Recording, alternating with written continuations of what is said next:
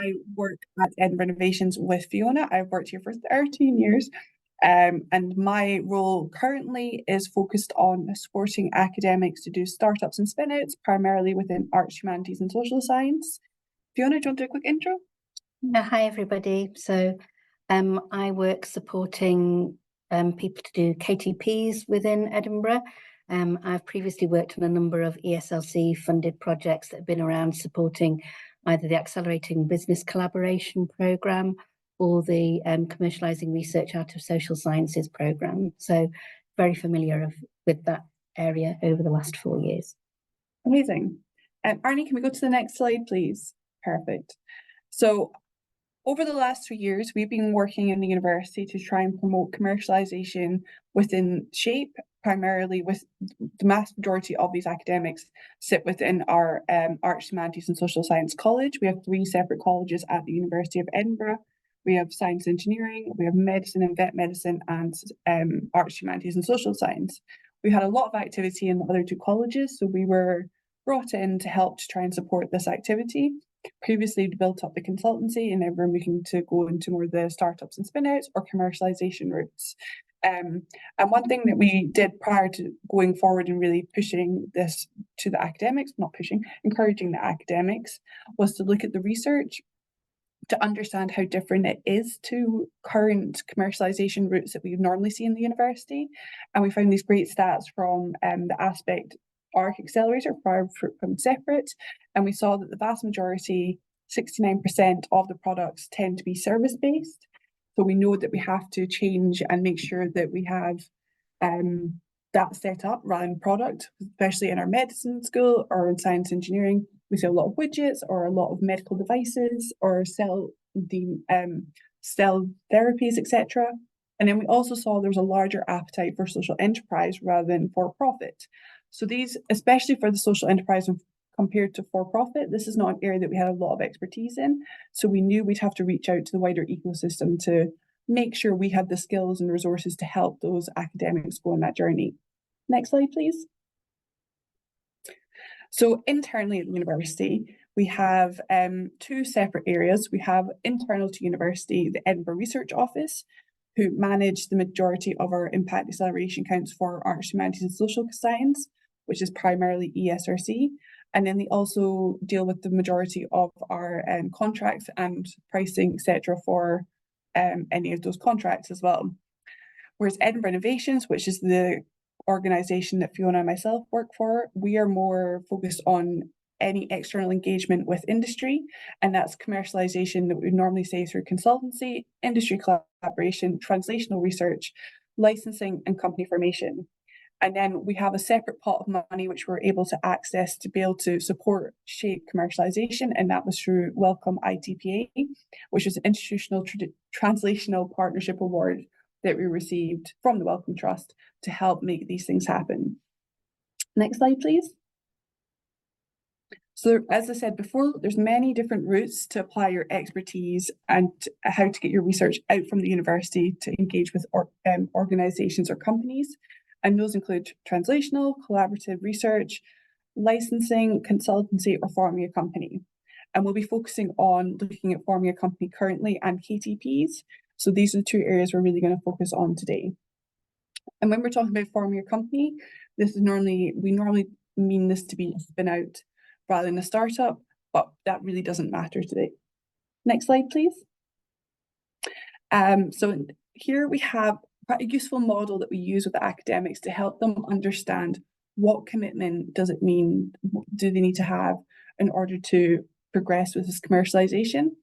So the options for SHAPE academics are attracted to and influenced by the sort of contracts that they're on, especially since a lot of them are on part-time contracts. A lot of them have their own private entities that they also work alongside. And we also notice that their workload allocation model doesn't have as much time for them to be able to do other work on top of what we normally expect in other colleges. So they spend a lot more time doing research and a lot more time teaching primarily compared to other colleges. So this was a useful way for them to have an understanding upfront of what their expectations should be. So each route involves different levels of commitment and offers different types of rewards and challenges as well. So we're very open and honest with academics when we go on this journey. Next slide, please.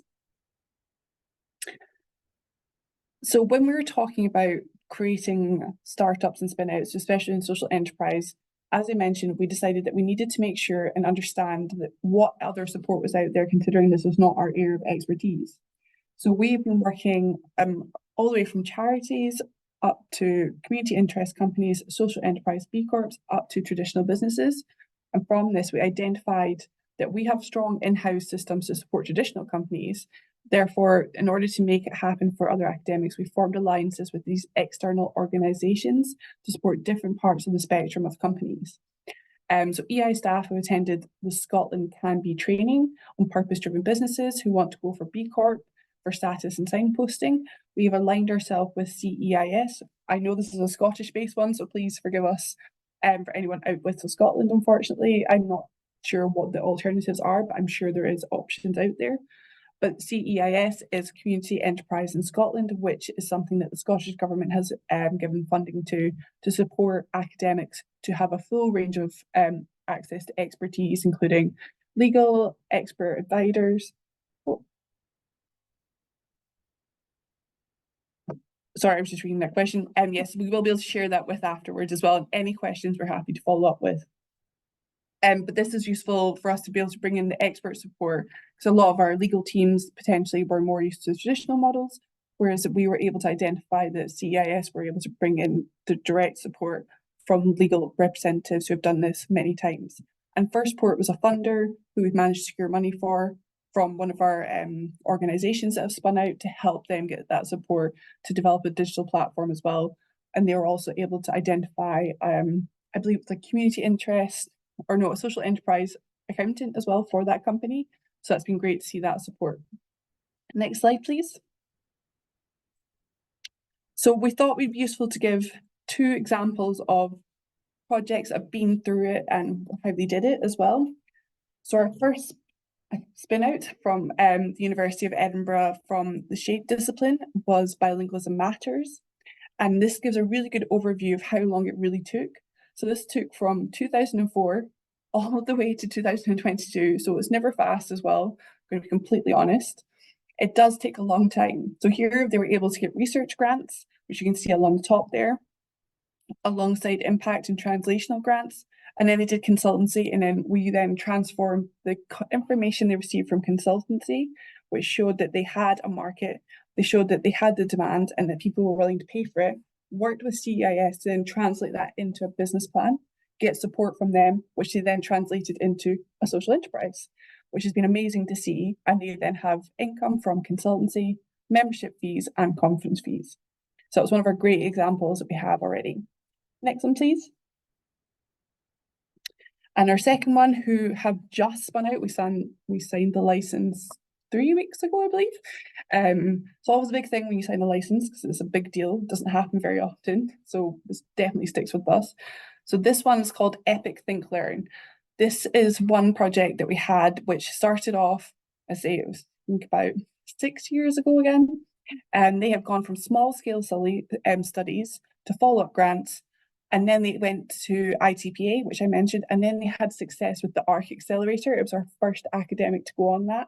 And they had great success going through that, spent a lot of time allowing them to actually focus on their project, looking at the plan and doing that sort of work. So that was great to have that opportunity for them to set aside the time and work on it. And then we're able to work with them to get CIS support and then First Port funding as well. So we're able to bring in all the different players in the ecosystem, work together and make a lovely package of support for that company, which is now one of our spin-outs, which is great. And I'll pass over to Fiona to discuss KTPs. The next slide then, please. So as Michaela said, we have a whole range of kind of commercialization routes available to shape academics. And one of the kind of collaboration routes or translational routes that we've been pursuing here have been knowledge transfer partnerships. So hopefully some of you are already familiar with this scheme, but it's basically a 3-way partnership between a company, an academic, and a newly qualified graduate who helps lead a project. And it's about providing expertise from academia to innovate within a company and using funding and resource to deliver a transformation within that company and help create positive impact. So it's funded by Innovate UK and partner funders to help UK businesses grow and develop. And it tends to focus on commercialisation of new products, processes and services. And the projects have to be of strategic importance to the business. So in 2021, the Universities of Edinburgh and Glasgow and a consortium of Midlands-based universities were funded by ESRC to look at how could social science academics engage more effectively with the KTP scheme. So I thought I would just share a few of the things that we learned through that so that you could see this is quite a good route of tapping into an external pot of money and also external expertise in terms of knowledge transfer advisors who help support this scheme. So what we discovered was one of the reasons that SHAPE academics weren't joining up to the scheme or investigating the scheme as a route was because it's perceived as being for STEM subjects, but there is a strong history of both AHRC and ESRC co-funding KTPs, and they're keen to see it as a route to impact to scale.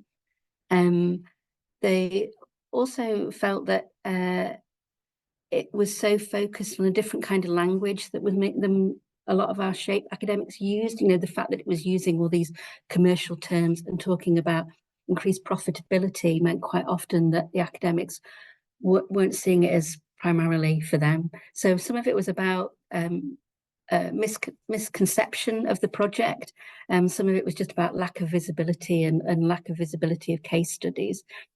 But since we did our project in 2021, there's a larger funding pot for KTPs. And so they're really encouraging as broad a scope of academics and businesses to engage with the programme as possible. And they have also, to that end, encouraged third sector partners to take part in the collaborations to a greater extent by giving a better funding pot to them. So basically KTP funds between 25 and 75% of the cost of a project, and the company has to make a contribution. So if you're a charity, you have to make, or social enterprise, you have to make 25% contribution in cash, up to a large company, 75% of contribution in cash. And this we find supports the kind of relationships that our SHAPE academics are used to, because they tend to have strong relationships with third sector and not such strong relationships with industry generally. Therefore, this is a good additional incentive. They can develop new know-how, not just technologies, and we're finding increasingly that companies are looking at what are some of their internal mechanisms that need development. It's not just all about new technologies, and sometimes they're drawing on that social science expertise in particular to understand how can adoption of new innovation take place more effectively. But likewise, for arts and humanities, it's drawing on their expertise of understanding a context of adoption that's really useful for KTPs. So next slide, please. So one of the routes that a lot of the SHAPE academics are introduced to a KTP is actually a collaboration within a STEM team, so they're brought in with maybe for the marketing expertise or the context expertise. If it's a purely SHAPE focused KTP project, it does take a bit more unpicking, because these are primarily schemes that are looking about commercial benefit. You do need to be able to explain, how the charity is going to maybe bring in more income in terms of new sales, or that, through a development of a new trading arm, for instance. And to show, really, we shift the language to talking about how is it about creating excess, so that we don't talk so much about profit, but how are they ploughing back that excess to deliver more service to more beneficiaries. So it's about building resilience within that company. Next slide, please.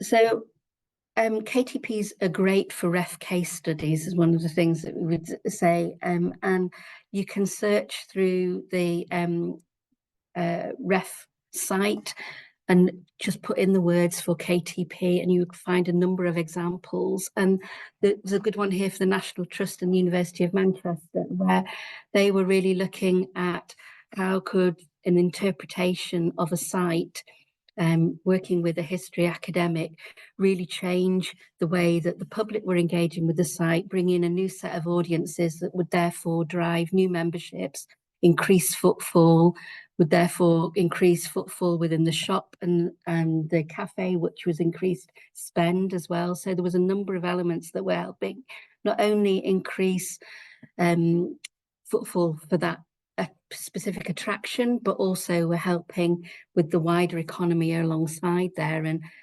Chatsworth and the University of Derby have a good example there, where they were looking at a National Trust property yet again, and an estate around there, where they were looking at what were the wider economic benefits and bringing an academic in to help them then look at forecasting of economic development and be more strategic in their economic development, not only within their own attraction, but could help businesses around them plan as well, so they could show really positive benefit beyond the bounds of their own attraction. Sorry, next slide, please.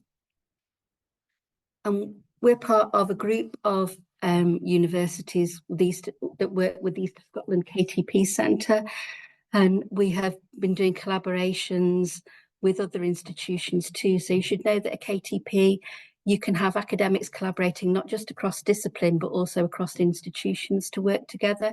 So we have a successful bid with the University of Stirling, and the University of the Highlands Islands and Edinburgh, where we're using academic expertise around working with teenage girls in particular, and how they can look at their health data to increase their mobility, and working with the charity Paths for All, who to date have set up a number of work-based place challenges and are now trying to use their expertise and sell programs into schools that will help increase teenage mobility and therefore health and well-being. Next slide, please. And then it's not just about KTPs allowing Shape academics to work effectively with charities. Also, we have examples here of where one of our business school professors is working with Aegon, one of the world's largest pension providers, to help people look at their financial well-being and therefore save more effectively for their future. And they were looking at using tools that would help people have a better sense of their future selves by being able to picture themselves more effectively. And I think one of the interesting things here is this showed a large company who actually weren't interested in the straight commercial benefits. For them, it was more about how could they increase their leadership in the sector around financial well-being. So they were really upfront about looking at broader impacts, not just commercial impacts right from the get-go. And I think that's another good thing to be able to bring across to Shape academics, is to say, actually, there's a whole range of types of companies now. And actually, the drivers that you think some of those companies have might not be true once you test some assumptions, that there's all sorts of roots in, and a lot of companies are very interested in how do they impact along the Sustainable Development Goals, which are also measures that are used within the KTPs. So next slide, please. So if you want any more information about either of these, I know we've done a bit of a whistle-stop tour.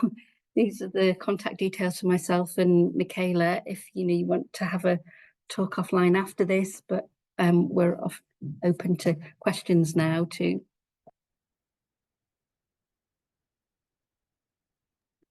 Thanks very much. I'll just leave that slide up for a second so people can get your contact details for the second. I won't share the chat if everyone can read that. Just whilst we get going, then there might be a couple of questions in the chat already. I couldn't see when I was sharing, but feel free to start dropping them in now directly for the case study. The question I'd like to ask whilst we get going is, how does the interaction with the outside organisations work? How do you connect with them? How do you build relationships? As you said, the nature of what those businesses are and what they're sort of looking for is changing. How are you monitoring that, and what's the sort of strategy behind that? Is that your personal knowledge, or is there an institution-wide? Is academics contributing to that? Are people contacting you and saying we would be interested in this kind of relationship? I think the majority of our contacts do come in through academics, but we have been very proactive in the last, say, 5 to 7 years or so, going out and speaking and making sure people are aware of what opportunities there are at the university. So we've joined quite a lot of sort of network organisations as well to help them understand the best way to engage with the university, making sure there's a clear entry point. So it's always really challenging when working with any university. So sort of a go out and speak to the externals, but also selling it internally to academics to show them how best they can engage in support that's on offer. And a lot of the time, they potentially will have something that will then translate into some form of commercialization. It's just they previously may not have known that we were here to support. Fiona, do you feel the same?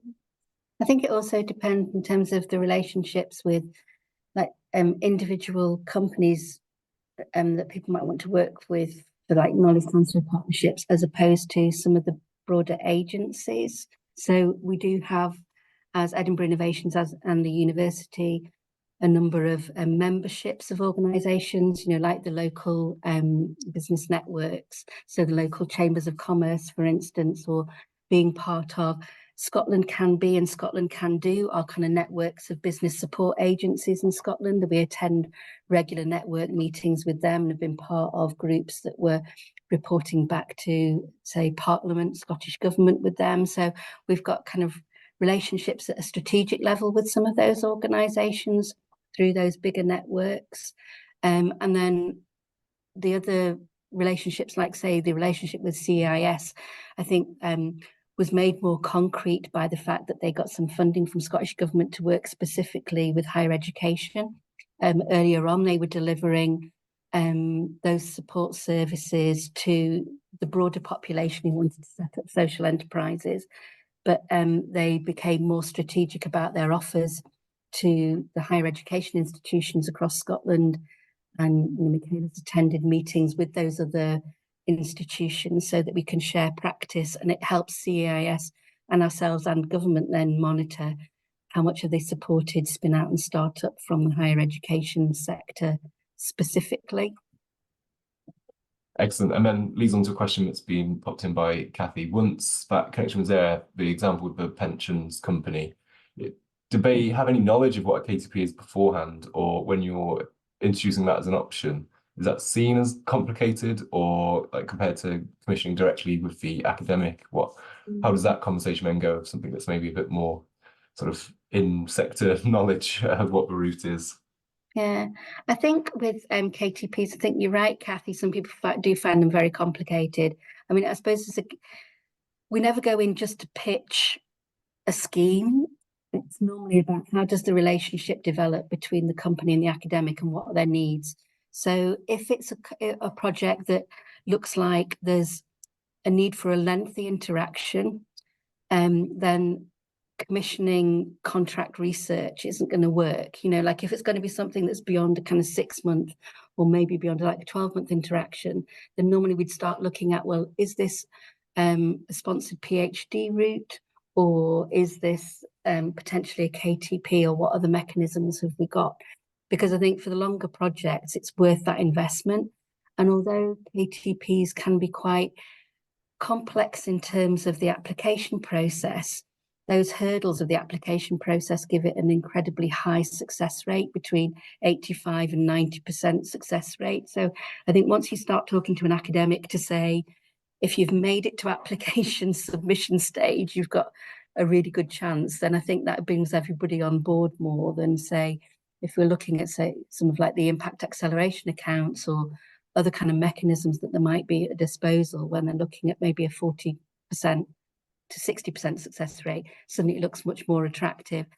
And also even just having that conversation helps tease out what other kinds of collaboration or funding might be available, like the kind of questions you're asking about the stability of the company and And it can sometimes unearth other types of projects, so that people might go then for another pot of Innovate UK funding instead, because they see, oh, there's something really interesting here, and we've had enough of a conversation and understand that the financial contribution the company's able to make is solid enough to go for other routes of funding. I often find KTPs are a good way actually of unearthing how much money are they willing to put on the table, so that you can see whether actually they've got enough money now to take it into a consultancy project, because you can say, well, if you could put that much on the table for a KTP, if you want it to happen faster, then you can make it a piece of consultancy instead. So they're quite a good route in.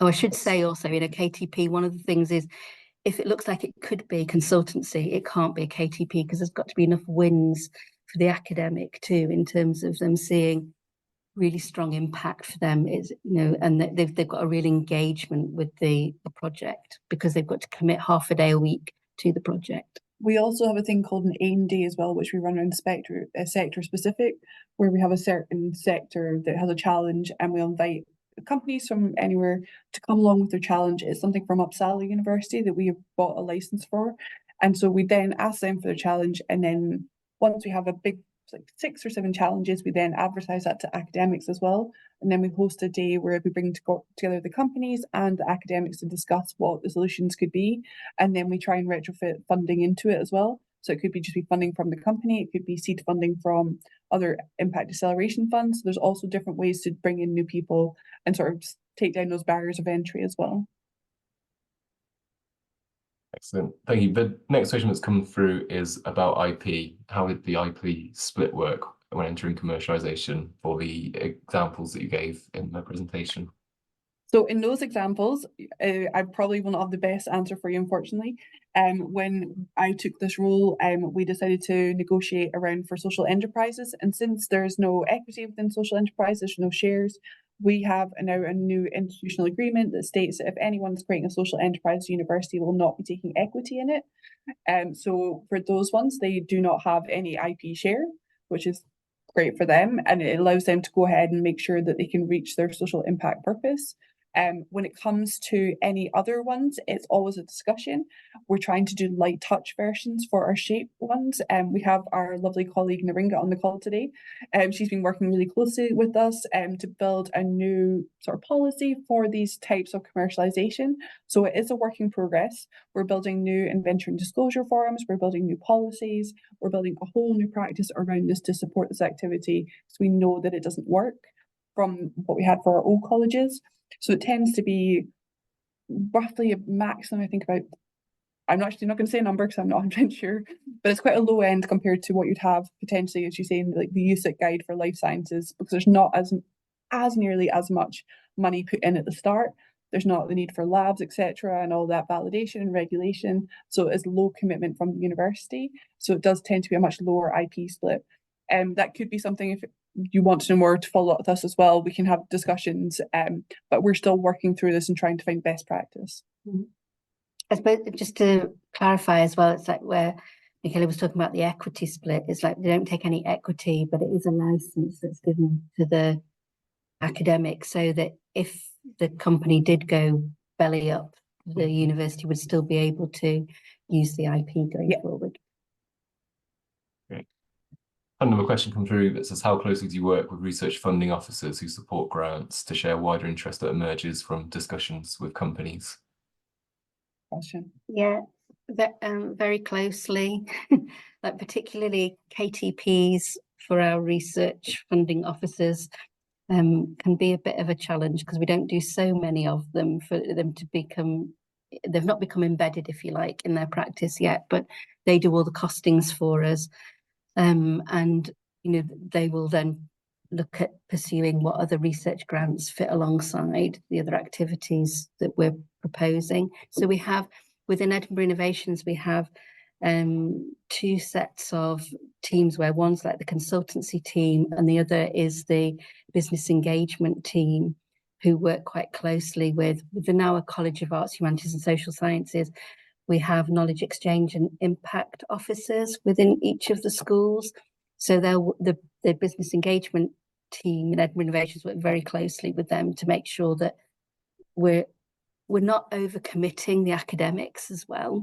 So we always need to make sure that if we're looking at some kind of translation project or collaboration project, that the knowledge exchange and impact officers are aware, so they can track for REF, but also so they can track in terms of the workload allocation model. Yeah, we almost treat them as another member of our team. The Edinburgh Research Office did used to be part of Edinburgh Research Innovation. They then separated and went back into the university, and we became Edinburgh Innovation, and they became the Edinburgh Research Office. But they do attend meetings with us almost every week, potentially. And then we also have access to the same database systems as well. Great, excellent. There's been a sort of conversation with Bulbs a couple of times of working with professionals like that, so that then there's grant applications for maybe non-research grants between the academic and the company, charity, or anything like that, which actually leads me to another question I had, which was obviously metrics and REF and things like that is its own conversation, but you talked about new income streams that might come to charities from these agreements. Can you share some more examples of what has sort of been successful in that way? Is that new donations at events where people are then taking part in programs or training that the charity provides? What sort of typically is a new income stream for charities in these agreements? So with knowledge transfer partnerships, that all gets recorded in the reporting at the end, which is really useful because then that can come within the kind of REF impact case study at the end. So the Aegon example that I gave is only just coming to an end as a project. So we haven't got the income streams out of that yet. But what was predicted for the application was around retention. So they used figures around that kind of customer retention for them. So it was about keeping that kind of market leadership place. And for them, it was also looking at how it was going to impact on the industry in terms of how many more sales their agents could do rather than them themselves do. For the examples that were given in the REF impact study for Manchester, they talked about things like the number of new employees as well as an impact, not just revenue. So they talked about training up some new interpretation posts. So it was creating jobs in the area.